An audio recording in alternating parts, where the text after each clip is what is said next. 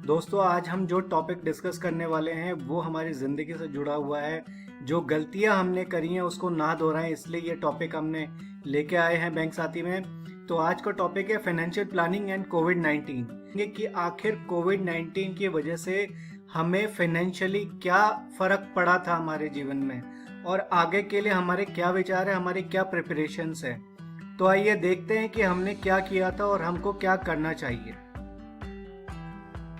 तो दोस्तों हर किसी के साथ कुछ ना कुछ प्रॉब्लम आई होगी, लेकिन बहुत कम लोगों के साथ ये हो सकता है कि ना आई हो और मैक्सिमम 80 to 90% लोगों के साथ ये प्रॉब्लम्स आई होंगी। जैसे जॉब लॉस या नो बिजनेस। अगर आप सैलरीड है तो आपकी नौकरी गई होगी और अगर आप बिजनेस में हैं तो आपका बिजनेस कम हो गया होगा या बिल्कुल नहीं हुआ होगा।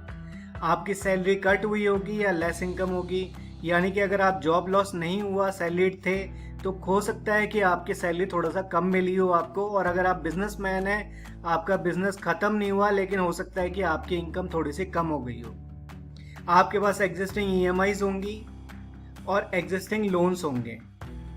तो उसके अलावा आपने हो सकता है कि रेंट की प्रॉब्लम आई हो इस टाइम में, कि रेंट के लिए बार बार आपसे पूछा गया हो सकता है आपके पास खुद का घर हो और हो सकता है आपने कि किराए पे चीज़ें ले रखी हो, किराए पे मकान ले रखा है तो उसका रेंट होगा। किराए पे अगर आपने दुकान ले रखी है तो उसका रेंट होगा। किराए पे अगर आपने कोई गाड़ी घोड़ा ले रखा है तो उसका रेंट होगा। आपके बिल्स होंगे। बिल्स का मतलब यह है कि आपका बिजली, पानी, फ़ोन, LIC की प्रीमियम देनी है, ये सारे बिल्स में आ गए। आपने नए लोन्स भी लिए होंगे, यानी कि इस कोविड-19 से लड़ने के लिए आपने कुछ नए लोन्स लिए होंगे। और लोन्स का मतलब ये नहीं है कि सिर्फ आपने बैंक से वो लोन्स लेंगे, हो सकता है कहीं से उधार भी लिया होगा, ताकि जो इस बीच में जो आपके गैप आए हैं नौकरी जाने की वजह से या पैसे कम होने की वजह से, या आपने हो सकता है कि बहुत ज़्यादा परचेज ज़्यादा कर दी हो, जिसे कहते हैं हम कि पैनिक बाइंग हो गई हो। तो पैनिक बाइंग की वजह से भी कई बार आदमी एक्स्ट्रा पैसा ले लेता है इधर उधर से, कि पता चला कि अचानक से हमको आज कल परसों से लॉकडाउन हो जाएगा तो मुझे फटाफट से है ना राशन खरीद के रख लेना चाहिए। तो जो पैनिक बाइंग हुई होगी उसकी वजह से भी आपने कहीं से उधार ले लिया होगा या कहीं से लोन्स ले लिए होंगे, क्रेडिट कार्ड पे, इस पे उस पे, आपने जहाँ से भी आपको मिल सकता है आपने कोशिश की होगी। और सडन मेडिकल एक्सपेंसेस भी अपने को हो सकते हैं। अगर आप उन लोगों में से हैं जिनके घर में कोविड-19 आया है, यानी कि कोरोना वायरस ने अटैक किया है, तो हो सकता है कि आपको मेडिकल एक्सपेंसेस देने पड़े हों। या फिर मेडिकल एक्सपेंसेस एक ऐसी चीज़ है जो नॉर्मली भी हमारी लाइफ में होती रहती है, जिसकी वजह से हमको स्पेंड करना पड़ता है वो अमाउंट जो कि कई बार हमने डिसाइड नहीं किया होता है, कि हमको पता ही नहीं होता है कि ऐसा होने वाला है। तो वर यू रेडी? क्या आप लोग तैयार थे इसके लिए? तैयार मेंटली की बात तो मैं कर ही नहीं रहा हूं, मैं कह रहा हूं फाइनेंशियली क्या आप तैयार थे इस बात के लिए? पहला पॉइंट, क्या आपके पास सेविंग्स थी इतनी? क्या आपके बैंक में बैलेंस था? या आपके पास कोई ऐसी FD, fix deposit, RD, recurring deposit ऐसा था जिसको आप तुड़वा के और पैसे निकाल सकते थे इन 3-4 महीनों में, जिससे कि आपकी सारी परेशानियां दूर हो जाती? या आपके पास कोई लिक्विड इन्वेस्टमेंट था?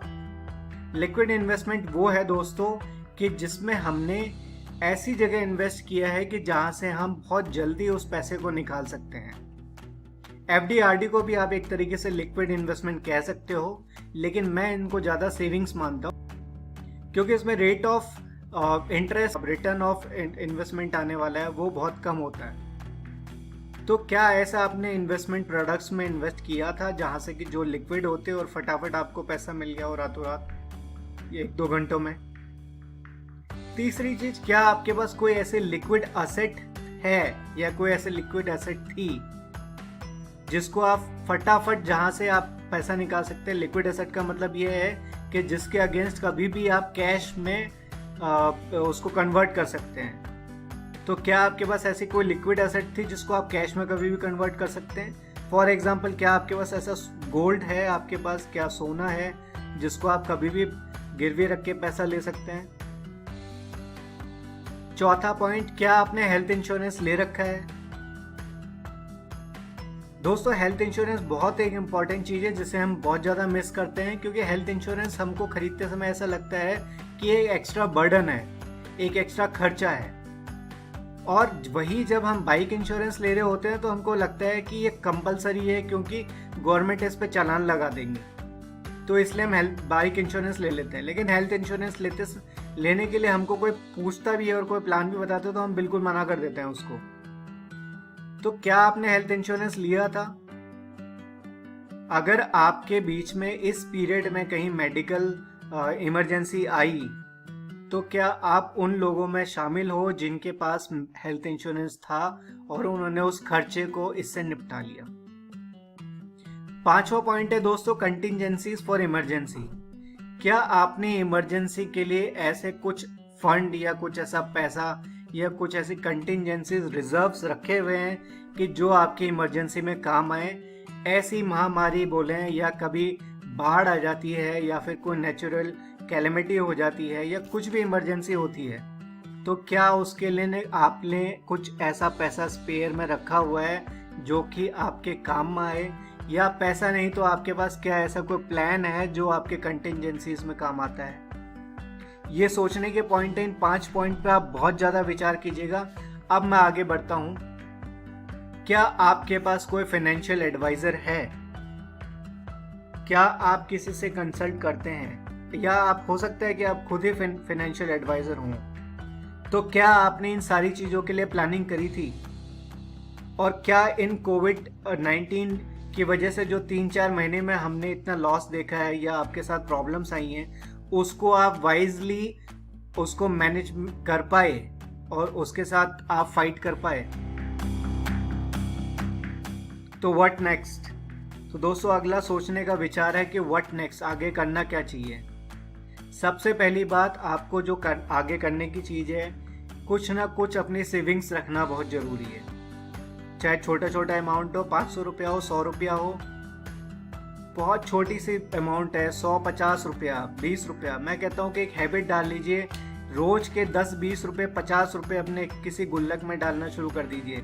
या फिर छोटी छोटी स्कीम्स होती हैं, बहुत ऐसे लोग होते हैं जो आपसे रोज 50 रुपये लेके चले जाते हैं। और कुछ नहीं तो अपने वाइफ को या अपने हस्बैंड को रोज 50-100 रुपये देना शुरू कर दीजिए सेविंग्स के लिए। पहली चीज तो ये है कि एक सेविंग्स शुरू कर दीजिए, एक गुल्लक शुरू कर दीजिए। दूसरी चीज, व्हाट नेक्स्ट में दूसरी आती है कि लिक्विड एसेट्स बनानी चाहिए। ऐसी एसेट्स जिसको आप कभी भी कैश में कन्वर्ट कर सको। आपके पास वो गोल्ड हो सकता है, आपकी वो फिक्स डिपॉजिट्स हो सकती हैं। तो ऐसे एसेट जिनको आप लिक्विड में कन्वर्ट कर सको। तीसरी चीज, आप छोटे छोटे ऐसे इन्वेस्टमेंट कीजिए जिनको आप लिक्विड में कभी भी कन्वर्ट कर सको, यानी कि कभी भी कैश में कन्वर्ट कर सको।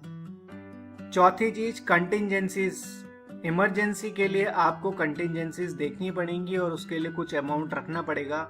आप एक ऐसा अमाउंट अलग से रख लीजिए इन कंटिजेंसीज के लिए कि भैया इस तरीके से कोई इमरजेंसी आएगी तो मैं हमेशा हर महीने 500 रुपये उसके लिए रख रहा हूँ। और सबसे लास्ट और बहुत ज़्यादा इम्पोर्टेंट कि एक फाइनेंशियल एडवाइजर रखिए। लगता है आपके पास कोई बैंक साथी होता है जिसने आपको सारी चीज़ें पहले समझाई होती, इन्वेस्टमेंट्स कर रखे हो सकता है आपने कि लिक्विड इन्वेस्टमेंट कम कर रखे हैं और फिक्स इन्वेस्टमेंट ज़्यादा कर रखे हैं, आपने सेविंग्स कम कर रखी है, इन्वेस्टमेंट ज़्यादा कर रखे हैं। तो एक जो मिक्सर बनाने की जहाँ पे बात आती है कि इसको मिक्स कैसा मिक्स बनाया जाए कि जो कि बहुत आपके काम आए इन कंटिजेंसीज में, इन इमरजेंसीज में, तो उसके लिए आपको कहीं ना कहीं एक बैंक साथी की ज़रूरत होती है।